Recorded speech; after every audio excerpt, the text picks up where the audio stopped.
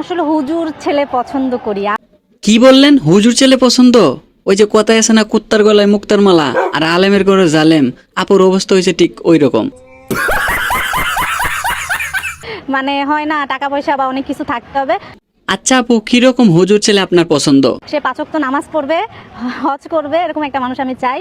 আপু, নামাজ হজ জাকাত সব হুজুররাই পড়ার চেষ্টা করে। আপনি যদি একটু বর্ণনা দিতেন তাহলে আমাদের বুঝতে একটু সুবিধা হতো। সঠিক বলেছেন। আর এমনিতেও যদি আপনি কোনো হুজুরকে পছন্দ করে থাকেন তাহলে সেটাও বলতে পারেন, কোনো সমস্যা নাই। আসিফ হুজুরকে বেশি ভালো লাগে। কি একলাফে আসিফ হুজুর? তার মধ্যে কি রকম পাইছেন যে তাকে খুব পছন্দ করেন? বুঝবা না। উনি দেখতে অনেক সুন্দর, অনেক স্মার্ট, ওনার হাতে একটা ঘড়ি পরে দেখতে অনেক ভালো লাগে, ওনার দাড়িটা সুন্দর, টুপি পরে সুন্দর। ও আচ্ছা, সুন্দর চেহারা আর দাড়ি আর হাতের ঘড়ির প্রেমে পড়েছেন। कौन है ये लोग? कहाँ से आते हैं? আপনাকেও মতো বোকা সুদা টিকটকার লাগে আজকে দেশের এই অবস্থা। সবকিছু বাদ দিয়ে হুজুরে পছন্দ করে, কই আগারতলা আর কই সহিরতলা।